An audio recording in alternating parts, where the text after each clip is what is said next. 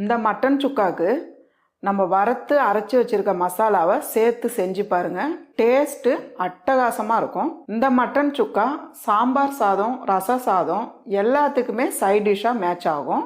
இப்போ ரொம்ப ஈஸியாக எப்படி செய்யுதுன்னு பார்க்கலாம். இப்போ ஒரு பேன் வச்சுக்கலாமா.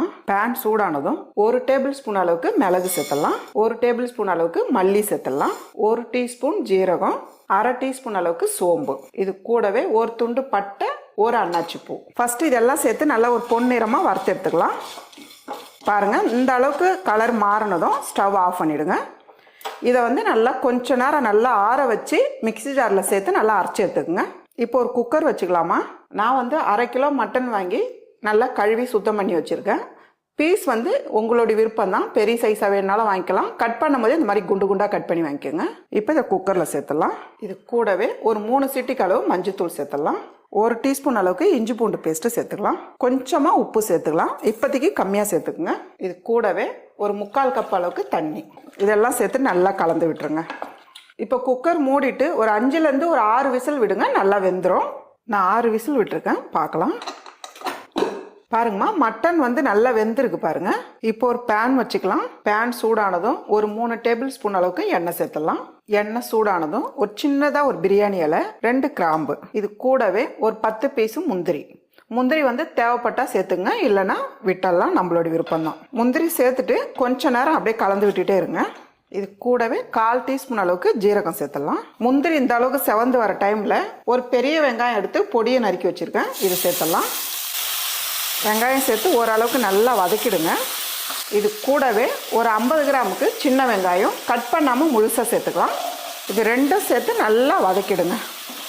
பாருங்கம்மா, வெங்காயம் இந்த அளவுக்கு நல்லா வதங்கி வர டைமில் பொடியை நறுக்குன்னு ஒரு தக்காளி, கூடவே 2 டீஸ்பூன் அளவுக்கு இஞ்சி பூண்டு பேஸ்ட்டு சேர்த்துக்கலாம். தக்காளி இஞ்சி பூண்டு பேஸ்ட்டு சேர்த்து நல்லா வதக்கிடுங்க. தக்காளி இஞ்சி பூண்டு பேஸ்ட்டு சேர்த்து ஓரளவுக்கு நல்லா வதக்கிட்டோம். இந்த அளவுக்கு வதக்கிடணும். இந்த டைமில் நம்ம மசாலா சேர்த்துக்கலாம். 1/2 டீஸ்பூன் அளவுக்கு மிளகாய் தூள் சேர்த்துக்கலாம், 1/2 டீஸ்பூன் அளவுக்கு கரம் மசாலா சேர்த்துக்கலாம். மிளகாய் தூள் சேர்த்து நல்லா கலந்து விட்டுருங்க. இந்த அளவுக்கு நல்லா கலந்துட்டு நம்ம வேக வச்ச மட்டன் இந்த தண்ணியோடே சேர்த்துக்குங்க. அதனால தான் மட்டன் வேக வைக்கும் போது நீங்கள் தண்ணி ரொம்ப கம்மியாக சேர்த்துட்டிங்கன்னா நம்ம அப்படியே சேர்த்துடலாம். நீங்கள் அதிகமாக தண்ணி வச்சுட்டிங்கன்னா அந்த தண்ணி எடுக்க வேண்டியது வந்துடும். கூடவே கொஞ்சமாக உப்பு, ஏன்னா நம்ம மட்டன்லேயே உப்பு சேர்த்துருக்கோம். நல்லா கலந்துருங்க. இந்த அளவுக்கு நல்லா கலந்துட்டு ஒரு 7 நிமிஷத்துக்கு நம்ம மூடி வைக்கலாம். நடுவில் எடுத்து கலந்து விடுங்க. பாருங்கம்மா, 7 நிமிஷம் ஆயிடுச்சு, நம்ம பார்க்கலாம்.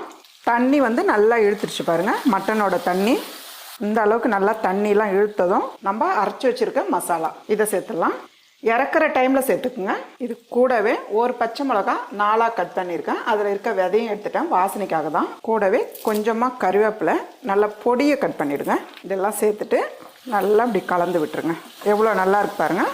இதெல்லாம் சேர்த்து நல்லா கலந்துட்டு 2 டீஸ்பூன் அளவுக்கு மேலவே நெய் சேர்த்துடலாம். நெய் சேர்த்துட்டு நல்லா கலந்து விட்டுருங்க. அவ்வளோதாம்மா, நல்ல ஒரு டேஸ்டான ரொம்பவே ஈஸியான மட்டன் சுக்கா ரெடி. இதே போல் மட்டன் சுக்கா நீங்களும் வீட்டில் ட்ரை பண்ணி பாருங்கள்.